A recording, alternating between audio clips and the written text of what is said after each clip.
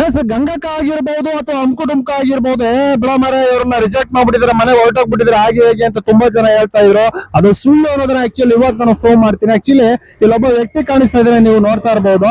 S ಇವರು ಚರಣ್ ಶೆಟ್ಟಿ ಅಂದ್ಬಿಟ್ಟು actually ಇವರು ಇವತ್ತಿನ ಒಂದು ಎಪಿಸೋಡ್ ಅಲ್ಲಿ ಬಂದಿದ್ದಾರೆ. ಇದು ಆಕ್ಚುಲಿ ಏನಪ್ಪಾ ಅಂತಂದ್ರೆ ಈತನ್ನ 3 ಜನ ಸೆಲೆಕ್ಟ್ ಮಾಡ್ತಾರೆ, 4 ಜನ ಸೆಲೆಕ್ಟ್ ಮಾಡ್ಬೇಕು. ಆದ್ರೆ ಶ್ರುತಿ ಮೇಡಮ್ ಒಬ್ರು ಸೆಲೆಕ್ಟ್ ಮಾಡಲ್ಲ. ಯಾಕೆ ಸೆಲೆಕ್ಟ್ ಮಾಡಲ್ಲ ಅಂತ ಅಂದ್ರೆ ಈತ ಹೇಳ್ಕತ್ತಾನೆ, ನಂದು ಸ್ವಂತ ಅಂತ ಒಂದು ಮೊಬೈಲ್ ಇಲ್ಲ, ನಮ್ಮ ಅಮ್ಮನ ಮೊಬೈಲ್ ಅನ್ನು ನಾನು ತೆಗೆದುಕೊಂಡು ಬಂದಿದ್ದೀನಿ ಅಂತ ಹೇಳ್ತಾನೆ. ಹಾಗೆ ನನ್ಗೆ ಕೆಲಸ ಸಿಕ್ಕಿಲ್ಲ, ಕೆಲಸ ಮಾಡ್ತಾ ಇಲ್ಲ, ಹಾಗೆ ಹೀಗೆ ಅಂತ ಎಲ್ಲ ಹೇಳ್ಕೊತಾನೆ.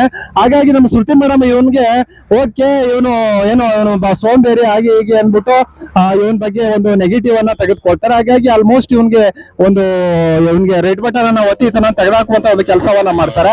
ಆದ್ರೆ 3 ಜನ ಅಂದ್ರೆ ವಿನಯ್ ಗೌಡ ಬಂದ್ಬಿಟ್ಟು ಈತನಿಗೆ ಆಕ್ಚುಲಿ ಹೇಳ್ತಕ್ಕಂಥದ್ದು ಏನಪ್ಪಾ ಅಂತಂದ್ರೆ, ಇಲ್ಲ ಈತನಲ್ಲಿ ಒಂದು ಏನೋ ನಗಿಸುವಂತ ಒಂದು ಗುಣ ಇದೆ, ಒಂದು ಫನ್ನಿ ಗುಣ ಇದೆ, ಇವು ಏನು ಇಲ್ಲ ಅನ್ಕೊಂಡಿದೆ. ಆದ್ರೆ ಈತ ತನ್ನ ಒಳಗಡೆ ಇರ್ತಕ್ಕಂಥ ಒಂದು ಸತ್ಯಾಂಶನ ಇಡೀ ಜಗತ್ಗೆ ತಿಳಿಸ್ತೀನಿ, ಒಳ್ಳೇದ್ರೆ ಮಾತ್ರ ಹೇಳ್ತೀನಿ, ನೇರ ನುಡಿ ನಂದು ಅಂತ ಎಲ್ಲ ಹೇಳ್ಕೊತಾ ಇದ್ದಾನೆ.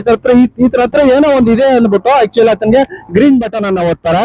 ಆಕ್ಚುಲಿ ಇದು ಚಂದನ್ ಶೆಟ್ಟಿನೂ ಕೂಡ ಹಾಗೇನೆ ಏನು ಇಲ್ಲ ಅನ್ಕೊಂಡಿದೆ, ಈತನ ಹತ್ರ ಏನೋ ಇದೆ ಅನ್ಕೊಂಡು. ಯಾಕೆಂದ್ರೆ ನಾನು ಈತನ ಚರಣ್ ಶೆಟ್ಟಿಯನ್ನ ನೋಡಿದಾಗ ನನ್ಗೆ ಅನ್ಸಿದ್ದು, ಈಗ ಬೇರೆ ಕಂಟೆಸ್ಟೆಂಟ್ ಗಳನ್ನ ನೋಡಿದಾಗ ಏನೋ ಒಂದು ಆತಂಕ ಭಯ ಅವ್ರ ಮುಖದಲ್ಲಿ ಕಾಣಿಸ್ತಾ ಇತ್ತು.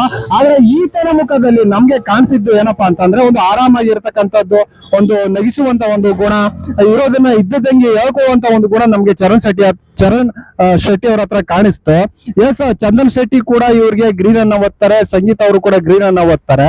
ಅಂದ್ರೆ 3 ಜನ ಗ್ರೀನ್ ಒತ್ತಿದ್ರು ಕೂಡ ಅಲ್ಲಿ ಇದನ್ನ ನೀವು ಸೆಲೆಕ್ಟ್ ಆಗಿದ್ರಿ, ಅದ್ರ ವೈಟಿಂಗ್ ಅಲ್ಲಿ ಇರುತ್ತೆ.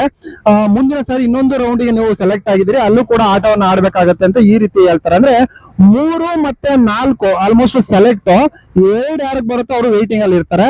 ಚರಣ್ ಶೆಟ್ಟಿ ಬಂದ್ಬಿಟ್ಟು ಸೆಲೆಕ್ಟ್ ಆಗಿದ್ದಾರೆ. ಆದ್ರೆ ಮುಂದಿನ ರೌಂಡ್ ಅಲ್ಲಿ ಅವರು ಬೇರೆ ರೀತಿ ಆಟವನ್ನು ಕೂಡ ಆಡ್ಬೇಕಾಗತ್ತೆ. ಅಲ್ಲಿ ಸೆಲೆಕ್ಟ್ ಆದ್ರೆ ಆ ನಂತರ ಇವರನ್ನ ಮೋಸ್ಟ್ಲಿ ಬಿಗ್ ಬಾಸ್ ತಗೋಬಹುದು ಅಂತ ಅನ್ಸುತ್ತೆ.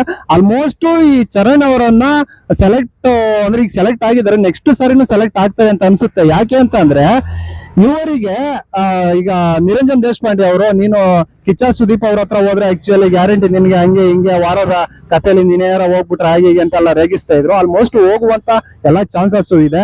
ಯಾಕೆ ಅಂದ್ರೆ ಒಂದು ಚೆನ್ನಾಗಿ ಫನ್ನಿ ಆಗಿ ಯಾವುದೇ ಒಂದು ಭಯ ಮತ್ತೆ ಆತಂಕ ಇಲ್ದೇನೆ ಚೆನ್ನಾಗಿ ಒಂದು ಮಾತನ್ನ ಆಡ್ತಾನೆ, ಆಟವನ್ನು ಕೂಡ ಆಡ್ತಾನೆ. ಆಲ್ಮೋಸ್ಟ್ ಇವನು ಹೋಗ್ಬೋದು. ಎಸ್ ಇವಾಗ ಹೇಳಿ 3-4 ಬಂದಿದ್ರೆ ಆಲ್ಮೋಸ್ಟ್ ನೆಕ್ಸ್ಟ್ ರೌಂಡ್ ಸೆಲೆಕ್ಟ್ ಆಗಿರ್ತಾರೆ.